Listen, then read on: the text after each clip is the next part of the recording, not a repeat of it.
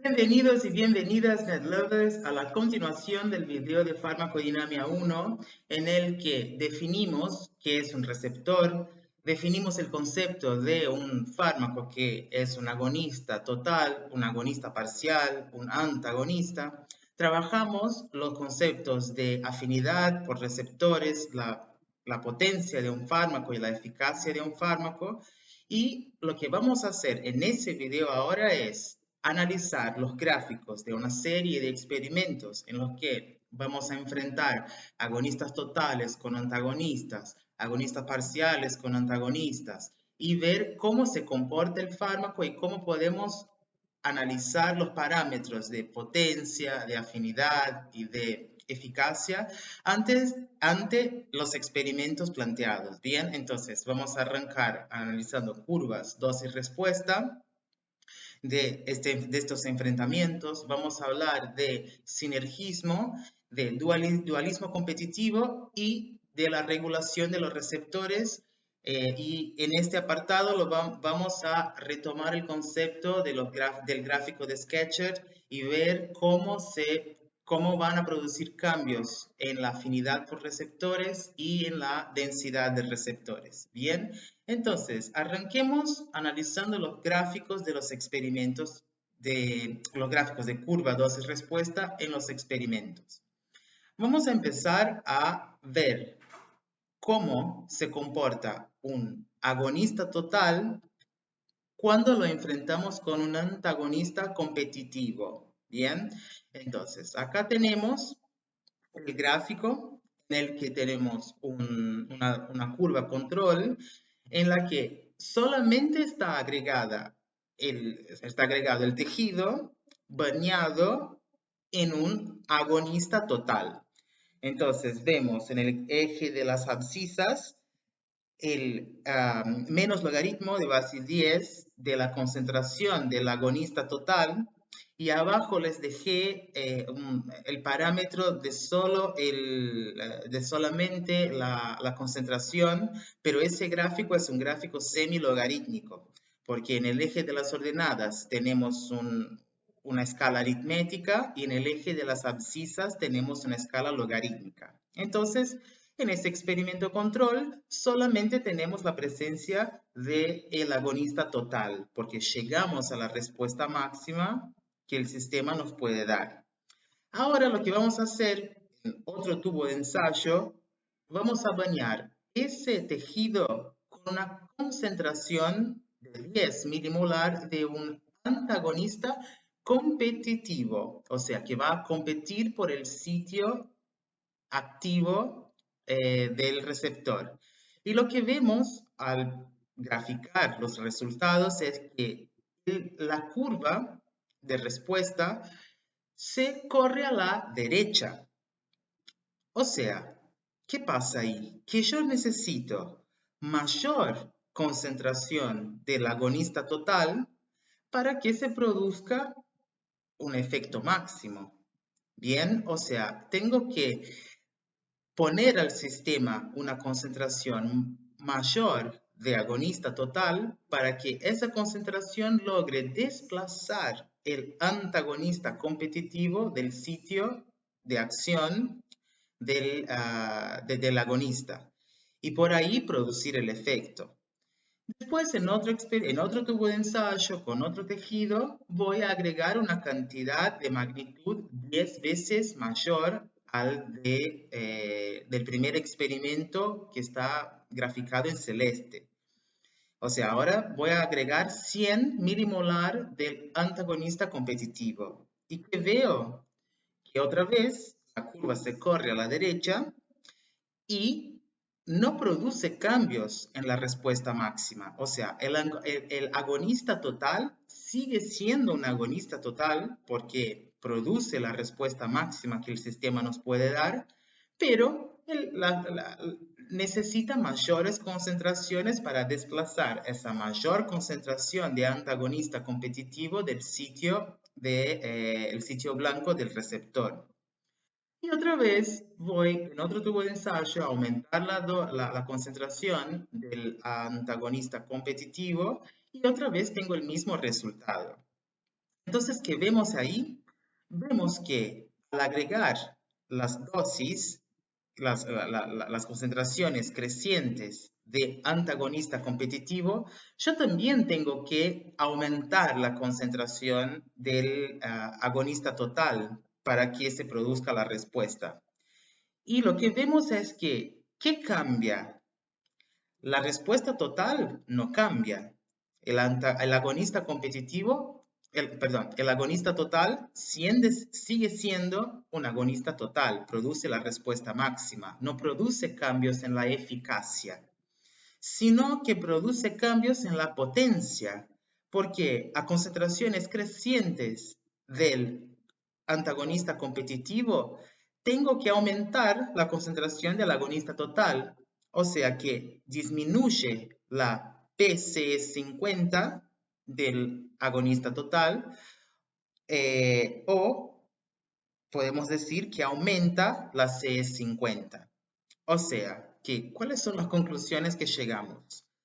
Las conclusiones son, al agregar cantidades conocidas y progresivas de antagonista competitivo, se necesita mayor concentración del agonista total para que se produzca la misma magnitud del efecto farmacológico si no estuviese el antagonista competitivo.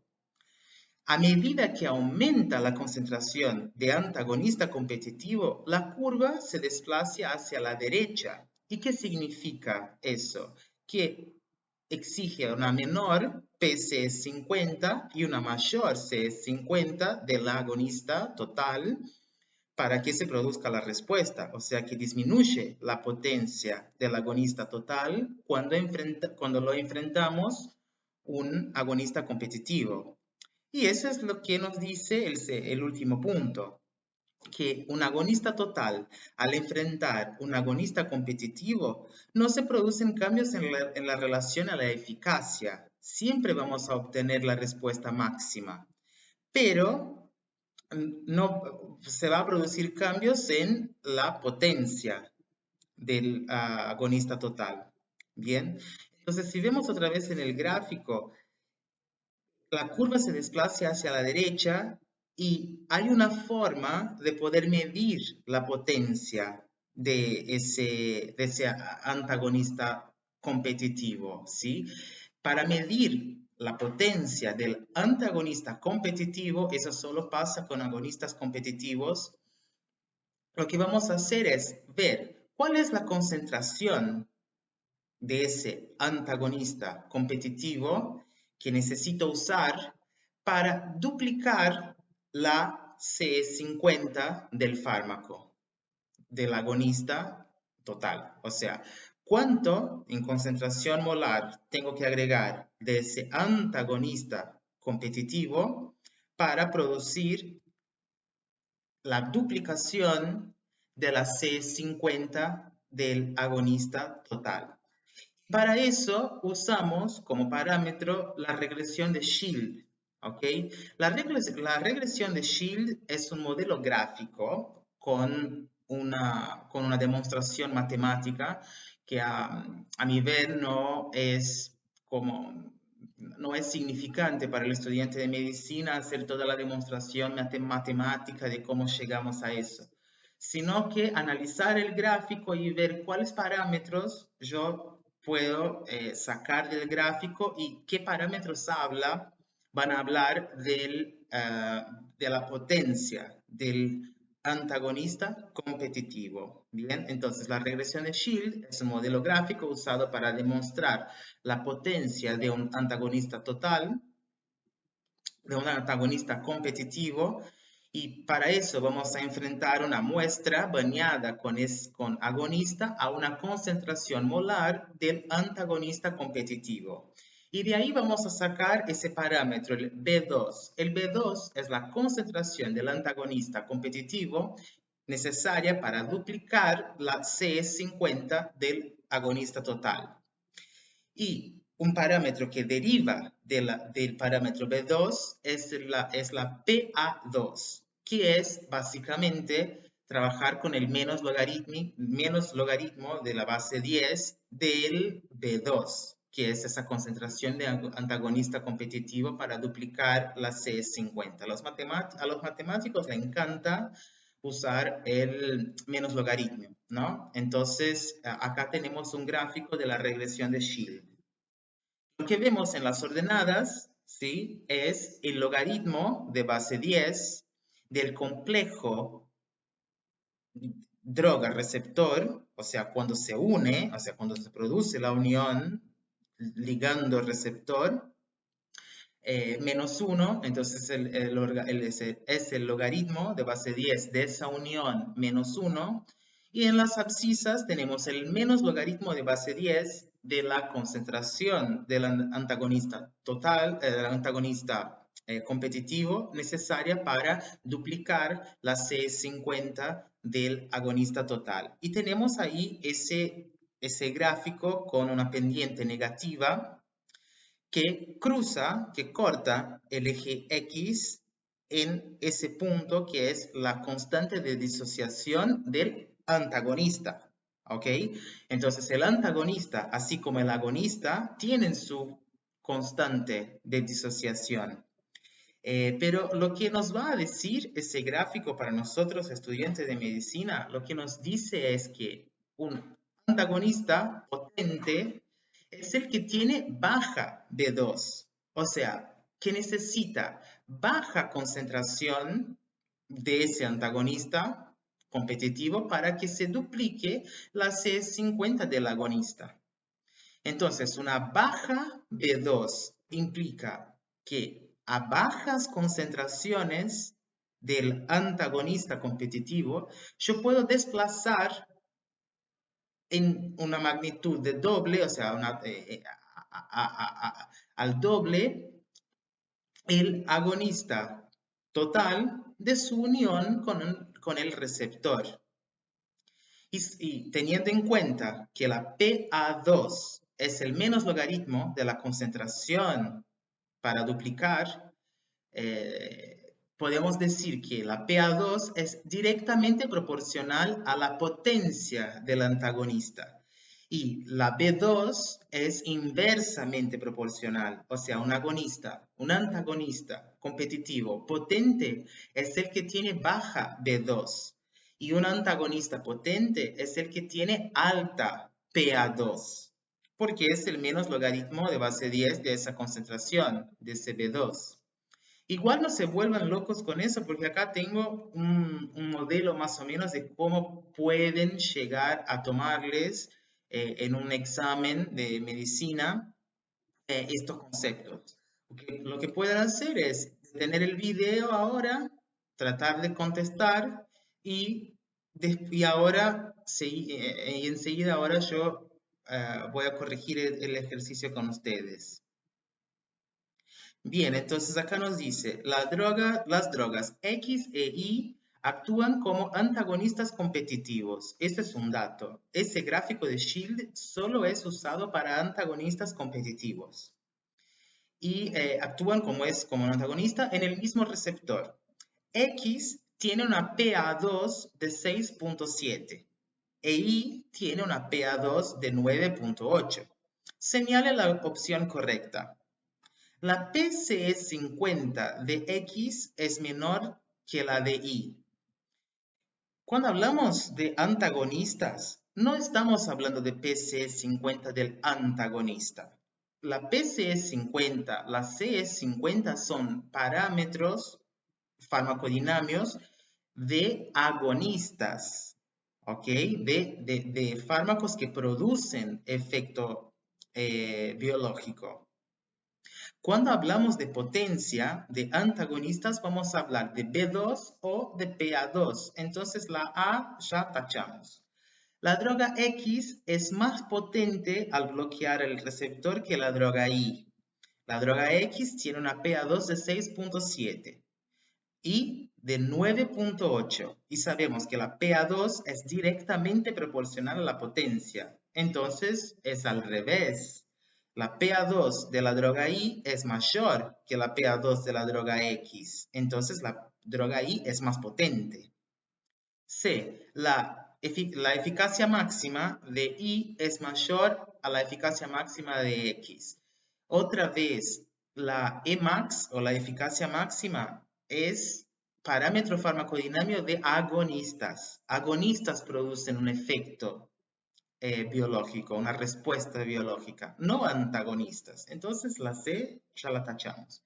Y la correcta es la D, que dice que la droga I es más potente al bloquear el receptor que la droga X, porque su PA es mayor y la PA es directamente proporcional a la potencia del antagonista. Y la B2 es inversamente proporcional. Entonces, eso es básicamente lo que tienen que saber de regresión de Shield. ¿Cuáles parámetros? ¿Cuál es directamente proporcional a la potencia del antagonista? ¿Y cuál es inversamente proporcional? ¿Ok? Bien, hasta ahora enfrentamos agonistas totales con antagonistas competitivos que van a competir por el sitio de unión ligando-receptor. Ahora vamos a analizar un gráfico de experimentos en los que enfrentamos un agonista total con un antagonista no competitivo que no va a competir por el sitio de unión, sino que se va a unir en otro sitio de unión, va a producir un cambio conformacional en el receptor que disminuye la afinidad por ese ligando agonista y como consecuencia no va a producir la unión y no produce una respuesta biológica. ¿Ok? Es una unión de antagonista no competitivo al receptor o es una unión irreversible. Bien, entonces vamos a ver qué pasa. Acá tenemos otra vez la curva control en la que solo agregamos concentración de agonista total sin ninguna concentración de antagonista no competitivo. Acá, en otro tubo de ensayo, con otro tejido, bañamos con una concentración de 10 milimolar de un antagonista no competitivo, que no compite por el centro activo, y agregamos concentraciones crecientes de un agonista total. Y fíjense qué pasa. ¿Qué pasa con la eficacia? ¿Disminuye o aumenta? ¿Qué pasa con la potencia? Piensen un ratito. Bien, a esta concentración, baja concentración del antagonista no competitivo, no vemos cambios en la respuesta máxima, o sea, el agonista total sigue produciendo 100% de la respuesta, no tenemos cambio en la eficacia, pero disminuye la potencia, porque aumentamos la C50 o bajamos la PCE50. En otro tubo de ensayo con otro tejido, vamos a agregar una concentración de magnitud 10 o sea, 10 veces más de antagonista no competitivo. ¿Y qué pasa? Otra vez, lo mismo. Entonces decimos que a bajas concentraciones del antagonista no competitivo, ese básicamente se comporta como ya vimos anteriormente de un antagonista competitivo. Ahora fíjense eso. En otro tipo de ensayo voy a agregar una magnitud 10 o sea, 10 veces más. Ahora tenemos una concentración de 1000 milimolar o 1 molar de un antagonista no competitivo. Y ¡pum! ¿Qué pasó ahí? Piensen un ratito. O sea, hubo una disminución de la eficacia y además hubo una disminución de la potencia de ese agonista total. Bien, ¿por qué? Porque en definitiva lo que hace el antagonista no competitivo es promover un cambio conformacional en ese receptor que impide que se produzca la unión ligando-receptor. Entonces, no hay receptores disponibles para producir una respuesta. Entonces empezamos a disminuir la magnitud de esa respuesta. Y otra vez hacemos lo mismo, agregamos ahora 10 molar y otra vez más bajamos aún más la eficacia de ese agonista total. Y bueno, después vemos que al agregar cantidades crecientes, ¿sí? Progresivas del antagonista no competitivo, vamos bajando cada vez más la eficacia del agonista total y también su potencia. Y así, pero lo que nos llama la atención es eso que pasa en los primeros experimentos, ¿no? A dosis bajas del antagonista no competitivo, en definitiva no cambia la eficacia, sino que solamente la potencia. ¿Por qué? Porque ahí hay un concepto de receptores de reserva. ¿Qué quiere decir eso? En un tejido, en una célula, la célula expone receptores en la membrana. Bien, para que se produzca la respuesta total del sistema, o sea, vamos a pensar que es la contracción de un músculo liso. Para que ese músculo liso se contraiga al 100%, no hace falta que todos los receptores expuestos en la membrana estén unidos a un ligando. Entonces, si la membrana expresa 100 receptores, a veces con 50 receptores ocupados por un ligando, ya se produce la respuesta total que puede producir ese músculo. Y quedan 50 receptores de reserva que están ahí, no están unidos a ningún ligando, pero aún así el sistema ya está totalmente contraído, el músculo ya está contraído a su magnitud máxima. Lo que pasa cuando vemos ese gráfico es que agregamos las concentraciones del antagonista no competitivo, ese se une a receptores de forma irreversible y ese receptor queda básicamente inutilizable. Sin embargo, tenemos otros receptores en la membrana que son de reserva y estos sí pueden ser target, pueden ser ocupados por el ligando, que en este caso es el agonista total. Por eso vemos que se produce la respuesta total, pese al hecho de que agregamos cierta concentración de antagonista no competitivo. Pero llega un punto, como en el gráfico naranja, que ya se ocuparon todos los receptores de reserva. Y entonces, en definitiva, no se produce la respuesta máxima, pese al hecho de que estemos agregando agonista total. Bien, entonces, ¿cuáles son las conclusiones? El antagonista no competitivo se une al mismo receptor del agonista, pero no compiten por el centro activo, sino que produce el cambio conformacional en el receptor que disminuye su especificidad por el ligando. De ahí se produce una unión irreversible, o sea, el agonista, independiente de su concentración, no logra desplazar el antagonista no competitivo del receptor. Y lo que vimos en el gráfico, a bajas concentraciones de antagonista no competitivo, este se comporta como antagonista competitivo por el fenómeno de receptores de reserva.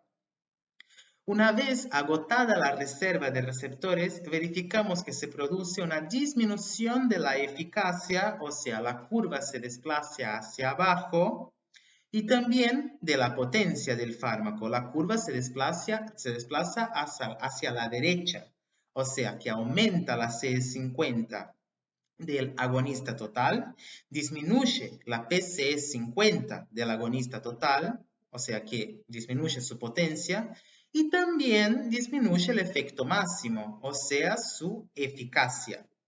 Bien, eso es lo que vemos al analizar estos experimentos que están representados en el gráfico, o sea, enfrentando agonistas totales con antagonistas competitivos y antagonistas no competitivos. Y obviamente tenemos que tener en cuenta cuáles son los cambios que se produce, que son producidos en los parámetros farmacodinamios de ese agonista, o sea, si cambia la eficacia, si cambia la potencia, ¿ok? Entonces, ahí está el juego de entender cómo estos enfrentamientos también cambian los parámetros farmacodinamios del agonista total, en este caso. Bien, hasta ahora vimos enfrentamientos de agonistas con antagonistas. Ahora vamos a ver enfrentamientos de agonistas con agonistas. Por eso tenemos el concepto de sinergismo. ¿Qué es sinergismo? Como uno ayuda al otro, ¿ok? Son sinérgicos. Entonces vamos a analizar los gráficos de experimentos en los que vamos a enfrentar agonistas con agonistas. Podemos tener sinergismo de potencia y sinergismo de suma. La diferencia es que un sinergismo de potencia le voy a dar al paciente un fármaco que es sinérgico, o sea, que ayuda a otro fármaco, pero por mecanismos distintos. Son mecanismos distintos. Por ejemplo, le doy a una persona que tiene una inflamación y que nos presenta con dolor, ¿bien?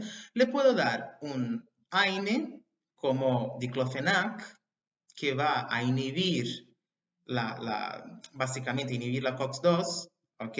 Y por ende va a disminuir la inflamación, pero también le puedo dar un glucocorticoide, que también funciona como un antiinflamatorio, pero con mecanismos de acción distintos. Entonces voy a tener ahí un sinergismo de potencia, ¿ok?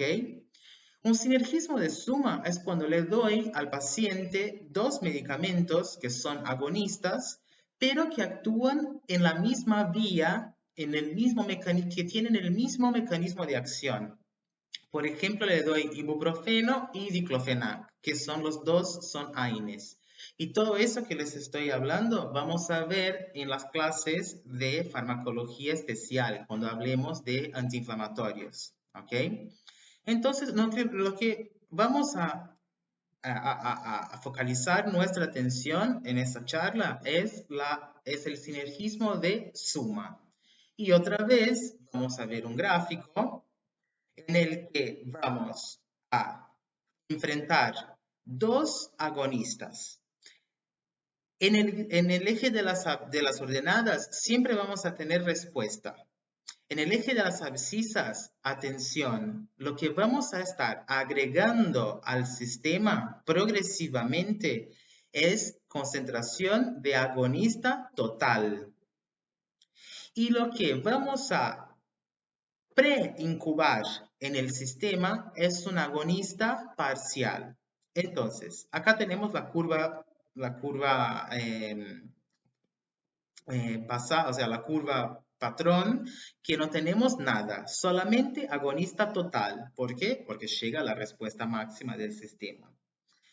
En un tubo de ensayo, agarro un tubo de ensayo, meto ahí un músculo liso y a ese tubo de ensayo, antes de empezar el experimento, le voy a agregar una concentración, por ejemplo, de 10 milimolar de un agonista parcial. O sea, ya antes de arrancar el experimento, tengo un preparado incubado con agonista parcial.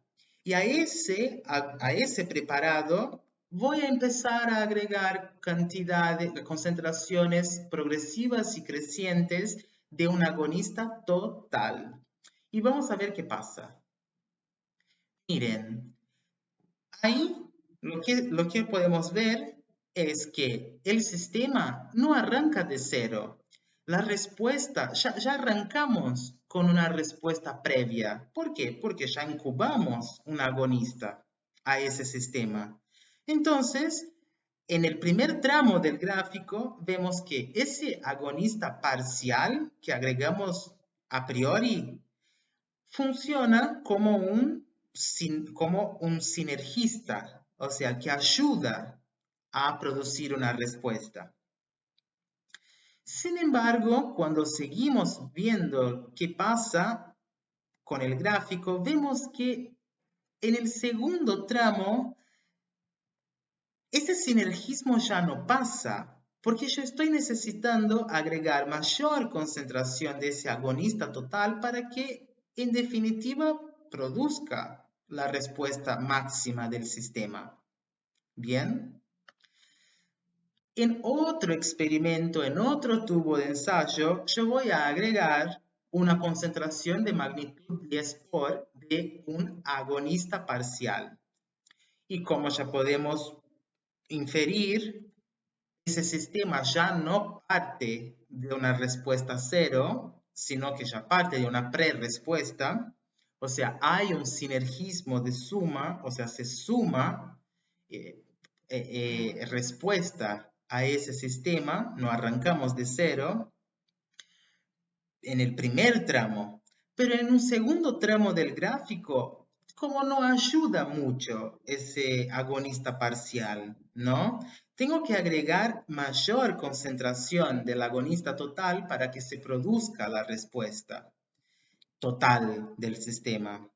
¿Y por qué pasa eso, chicos y chicas? Eso pasa porque los agonistas parciales o totales están compitiendo por el sitio activo del receptor. Entonces, si ese sitio activo de ese receptor está ocupado por un agonista parcial que no produce la respuesta máxima, yo tengo que agregar concentraciones cada vez mayores del agonista total para que ese agonista desplace el agonista parcial del sitio de unión y ahí sí pueda producir la unión ligando receptor y llevar el sistema a la respuesta máxima. Otra vez hacemos el mismo experimento con una concentración de agonista parcial aún mayor y vemos otra vez el mismo fenómeno produciéndose. Y llegamos a esa conclusión, ¿no? Que al enfrentar un agonista, o sea, enfrentar un sistema que ya está preincubado con un agonista parcial, a ese sistema enfrentamos un agonista total, vemos en el primer tramo del gráfico un sinergismo de suma, pero a la vez disminuye la potencia del agonista total, porque necesito mayor concentración de ese agonista total para que observemos la respuesta máxima del sistema. Un agonista parcial es el que no produce la respuesta máxima, que tiene un alfa entre 0 y 1. Bien, entonces, ¿cuáles son las conclusiones? Cuando analizamos la curva dosis-respuesta de un tejido previamente incubado con dosis fijas de un agonista parcial y a él le agregamos dosis crecientes de un agonista total, se evidencia sinergismo de suma en el primer tramo del gráfico, o sea, uno ayuda al otro, ya que partimos de una pre-respuesta, o sea que el agonista parcial ya estaba produciendo una respuesta en el tejido, pero en un segundo tramo del gráfico verificamos que se necesita mayores concentraciones del agonista total para que se produzca la respuesta máxima del sistema, o sea, disminuye la potencia del agonista total, porque el agonista total tiene que desplazar el agonista parcial de la unión ligando-receptor. En parámetros farmacodinámicos, aumenta la CS50 del agonista total y disminuye la PCE50 del agonista total. Entonces, ese es lo que tenemos que saber y los parámetros que tenemos que saber del sinergismo de suma, enfrentando concentraciones, enfrentando preparados con concentraciones fijas de agonista parcial, con un agonista con concentraciones crecientes de un agonista total, y cómo eso influye en los parámetros farmacodinámicos de ese agonista total. ¿Ok? Todo eso estaba en las conclusiones que recién vimos. Y eso nos lleva a pensar que el agonista parcial tiene un dualismo competitivo. O sea, ¿qué quiere decir eso? Que por competir por el sitio de unión del ligando receptor, va a tener un efecto dual. puede ayudar, como en el primer tramo del gráfico, pero también puede como cambiar la potencia del agonista total. Y para menos, o sea, disminuye la potencia del agonista total. Por eso decimos que existe un dualismo competitivo. Para analizar el dualismo competitivo vamos a cambiar el experimento. No vamos a preincubar una muestra con agonista parcial, sino que vamos a incubar esa muestra con un agonista total, con concentraciones fijas y crecientes de agonista total. ¿Ok? Y eso es lo que nos dice acá. Un agonista parcial puede comportarse de forma dual, sinergista o antagonista competitivo según la ley de Clark, que era la ley que en el primer video de farmacodinámica decíamos que el complejo ligando-receptor se produce por un equilibrio de fuerzas, por un equilibrio de velocidades K1 de formación y un equilibrio de velocidad de disociación del ligando receptor. Si yo agrego mayor concentración de un agonista total, ese va a desplazar el agonista parcial del sitio. Y si agrego mayor concentración de un agonista parcial, ese compite por el sitio de activo y desplace el agonista total. Y ahí vemos distintas respuestas de ese sistema. A analizar el gráfico de los experimentos. Entonces, como dijimos, arrancamos con una curva control.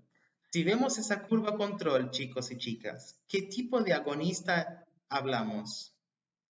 De un agonista parcial. No llega o sea, por más que yo agregue más concentraciones mayores y mayores de ese agonista, nunca voy a llegar a la respuesta máxima del sistema.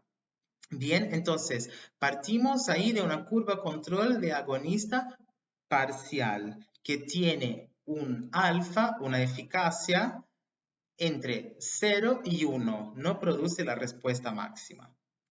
Agarro un tubo de ensayo, pongo un tejido, un músculo, por ejemplo, y le voy a agregar una cantidad muy chiquita, una concentración muy chiquita de agonista total. O sea, 10 milimolar de un agonista total. Y que vemos un sinergismo de suma al principio, ¿no? Entonces, ahí vemos que al agregar el agonista total, disminuimos, vamos a ver una disminución de la P, una disminución de la CE50 del agonista parcial, o sea que a menor concentración de ese agonista parcial ya produzco la mitad de la respuesta posible del sistema, pero, y sin embargo, nunca llegamos a la respuesta máxima del sistema. ¿Por qué? Porque la mayoría, o sea, la mayor concentración de ese sistema está dada por agonista parcial, no por agonista total. O sea que el agonista parcial va a desplazar el agonista total de las uniones. En otro tubo de ensayo, otro experimento, aumento la magnitud de ese agonista total preincubado a 10 por, o sea, aumentamos 10 veces esa concentración. Lo que vemos, lo mismo, un sinergismo de suma al principio. No necesito una gran cantidad, una gran concentración de agonista parcial para que se produzca la mitad de la respuesta del sistema, posible del sistema, o sea que aumenta la potencia del agonista parcial. Pero cuando agregamos una concentración mayor del agonista total, lo que vamos a ver es que ese sistema, ese órgano que está ahí incubado, ya está con su respuesta máxima. Vamos a arrancar el experimento con un órgano que ya está totalmente contraído, si hablamos de un músculo liso, por ejemplo. Y Cuando a ese músculo liso totalmente contraído en su respuesta máxima, empezamos a agregar concentraciones crecientes de agonista parcial, fíjense lo que pasa. Estamos estamos disminuyendo, hay una disminución de la respuesta del sistema. ¿Por qué? Porque estamos aumentando la concentración del agonista parcial. Ese agonista parcial, a mayores concentraciones que el agonista total previamente incubado en el sistema, produce el dualismo competitivo, compite por el sitio de acción, por el sitio de unión, y desplaza el agonista total de ese sitio.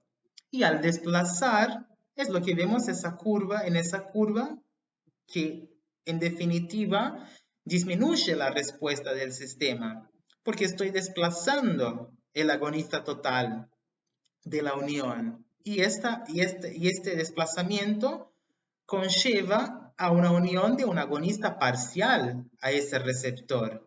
Por ende, hay una disminución de la respuesta máxima del sistema. Por eso decimos que el agonista parcial tiene ese efecto dual. Dependiendo de la concentración que ya tengo de un agonista total en el sistema, si ponemos agonista parcial, ese va a desplazar el agonista total y queda él ahí. Y el agonista parcial no produce la respuesta máxima del sistema. ¿No? ¿Bien? Bien, vamos ahora a ver qué pasa. O sea, ya tenemos ese concepto. En general, chicos, ¿para qué sirve eso? ¿No? Ahora una aplicación, vamos a decir una aplicación médica de eso.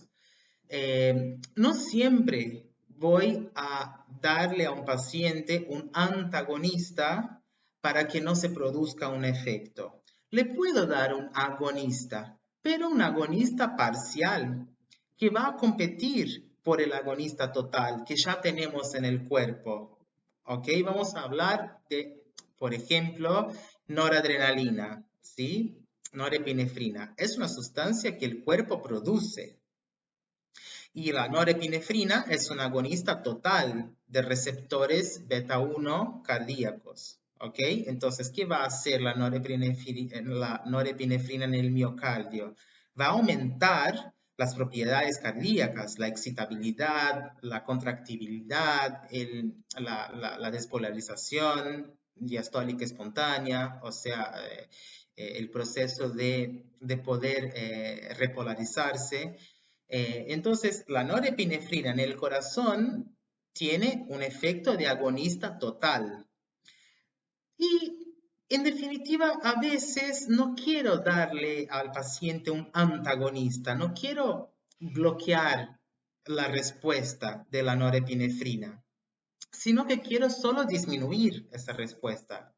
Entonces le doy una alta dosis de un agonista parcial que desplaza la norepinefrina de la unión y disminuye el efecto biológico, que es disminuir las propiedades cardíacas. Bien, entonces esa es una aplicación del dualismo competitivo de los agonistas parciales. ¿Ok?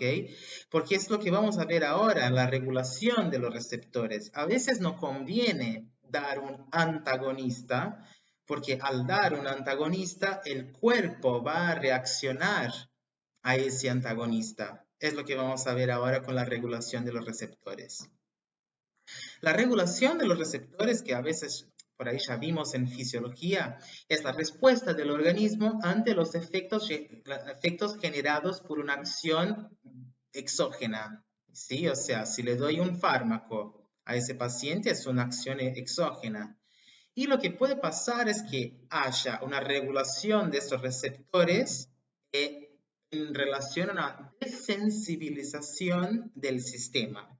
Entonces, cuando el efecto de la droga es aumentar la respuesta, o sea, cuando le doy al paciente un agonista de forma crónica, el organismo tiende a desensibilizar el efector para contrarrestar la respuesta, porque estoy aumentando la respuesta como estoy aumentando una vía de señalización, estoy aumentando una respuesta por un agonista y el órgano, la célula, el organismo, lo que tiende a hacer es desensibilizar porque está siendo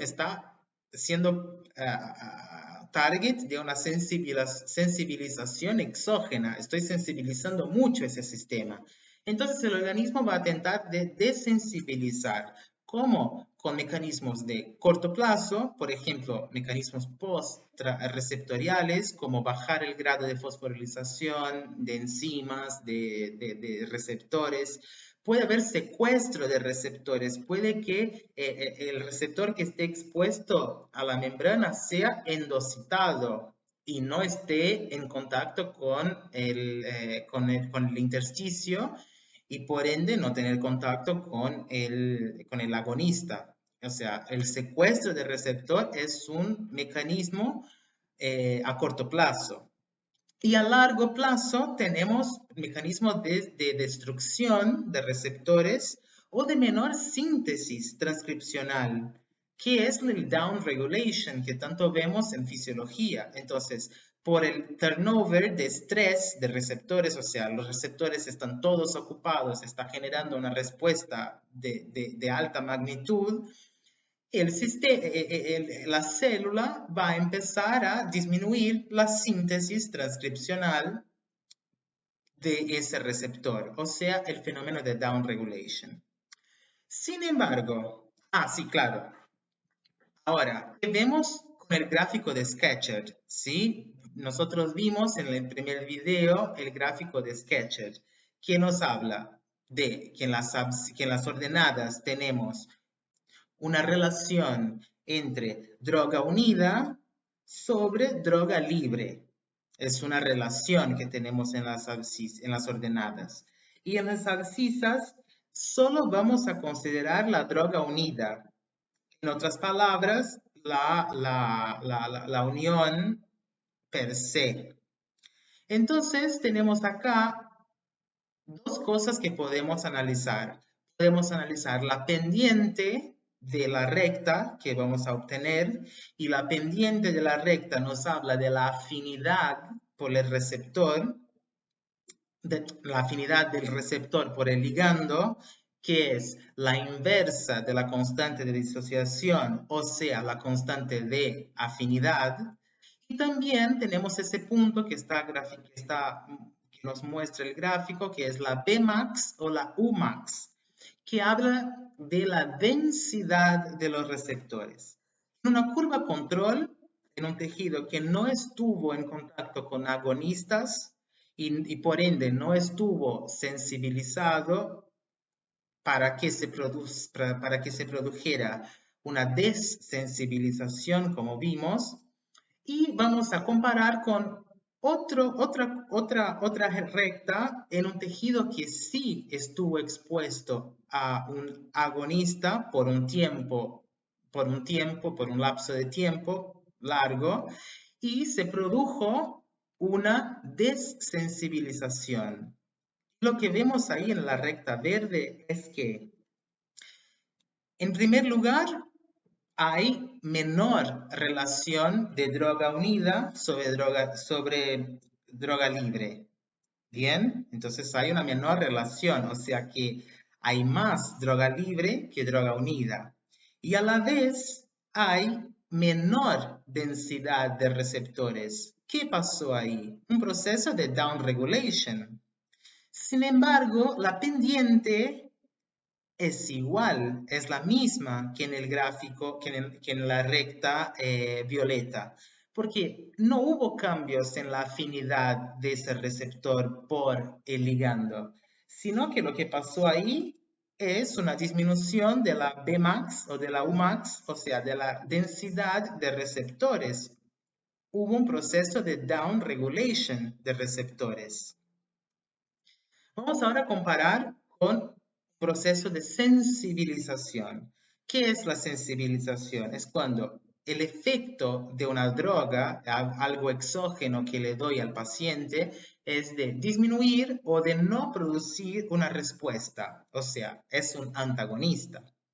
Y cuando eso pasa, el organismo tiende a sensibilizar el efector para contrarrestar la respuesta.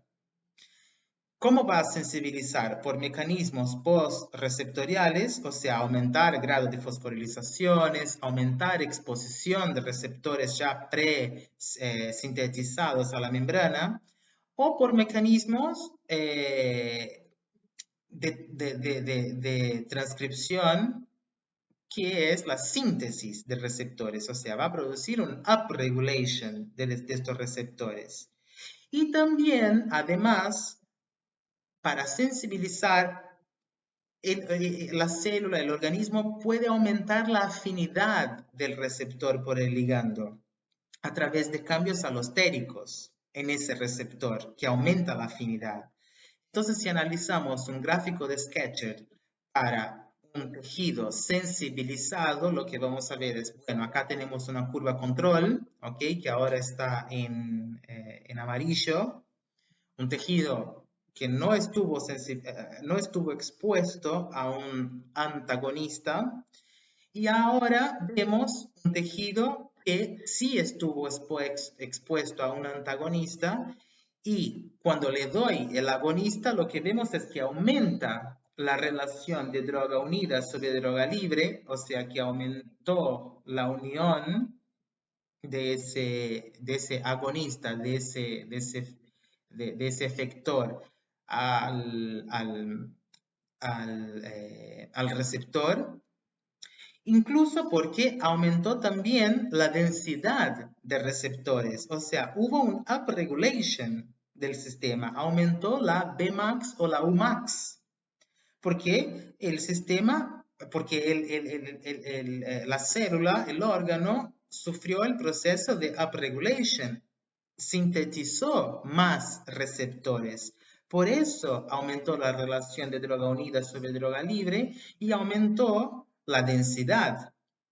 Y en otro tejido, lo que podemos ver también en ese verde, en esa recta verde, es que aumentó la pendiente, o sea, aumentó la afinidad de ese receptor. Y por ende, aumentó la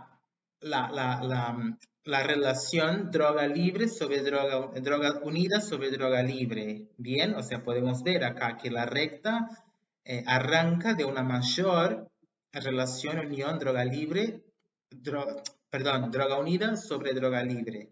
Sin embargo, no aumentó la Bmax o la Umax. O sea, no aumentó la densidad de receptores. La cantidad de receptores es la misma. No hubo proceso de upregulation, sino que aumentó la afinidad del receptor por el ligando. O sea, aumentó la constante de afinidad y disminuyó la constante de disociación. ¿Ok? Entonces, a mayor pendiente, mayor afinidad. Y a mayor interceptación de la recta en el eje de las abscisas, nos habla de una mayor densidad de receptores. Aumenta, hay un proceso de upregulation. Bien, entonces ahí es donde vamos a ver los resultados más, ¿cómo puedo decir? Los resultados más significativos para la comunidad médica del gráfico de Schechter. O sea, no solo, bueno, la parte matemática del gráfico, sino que qué en definitiva está pasando y qué puedo sacar de información relevante para mí al ver cómo se desplaza hacia la derecha esa recta, cómo se desplaza hacia la izquierda, o sea, cuando hay desensibilización, si la pendiente es mayor, menor, si hubo upregulation o downregulation, ¿ok? Y la regulación de los receptores puede ser, eso es un concepto importante, puede ser homóloga o heteróloga, ¿ok? ¿Qué quiere decir con eso? Una regulación homóloga dice que el mismo fármaco que genera un bloqueo o una activación de una vía produce la regulación de ese receptor. Por ejemplo, el salbutramol es un antagonista beta 2, o sea, es un broncodilatador que disminuye la contracción del músculo liso bronquial. Entonces, ¿qué pasa? Al, al administrar el salbutramol, él va a ser un antagonista, o sea, disminuye la respuesta y las células de ese músculo liso bronquial va a sufrir procesos de upregulation, va a aumentar los receptores expuestos en la membrana.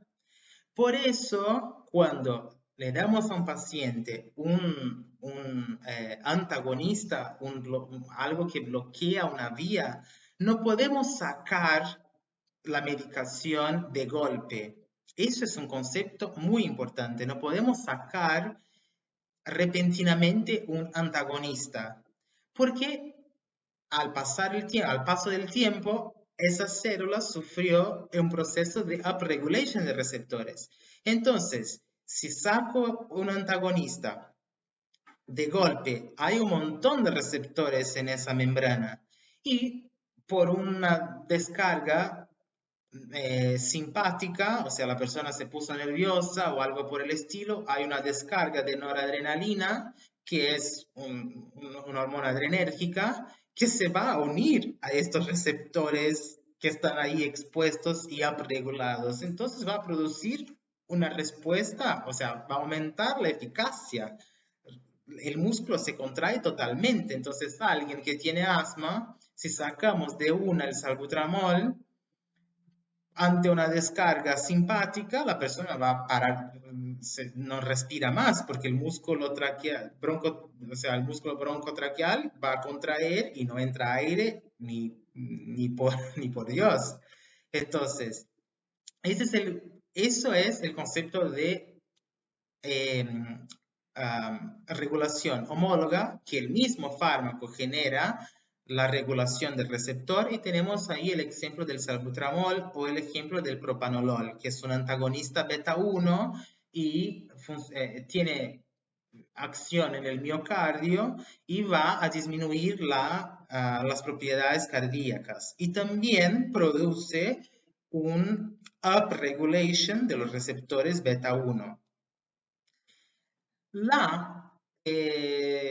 La regulación de receptores heteróloga es respecto a un fármaco que en su mecanismo de acción produce la regulación de un determinado receptor involucrado en la respuesta de otro agonista. Por eso es heteróloga. Y el ejemplo clásico son los glucocorticoides. Los glucocorticoides tienen efecto, o sea, tiene un receptor intracelular que va a tener un efecto a nivel del núcleo. O sea, no tiene nada que ver con receptores adrenérgicos.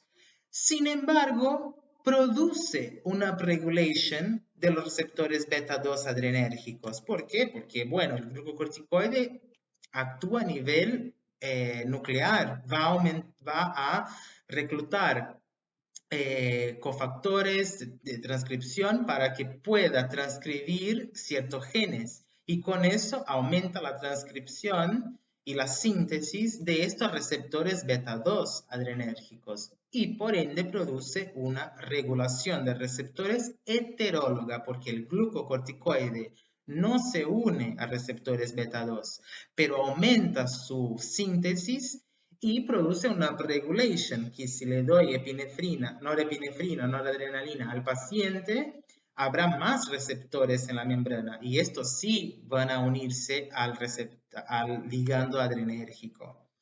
Y otro ejemplo son los agonistas de canal de calcio, que produce una upregulation de receptores beta 1 en el corazón.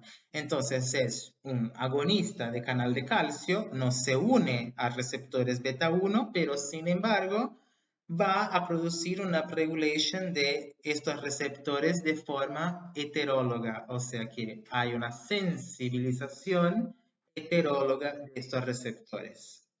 Bien, Bueno, chicos y chicas, llegamos al final de este video y al final del contenido de farmacodinamia.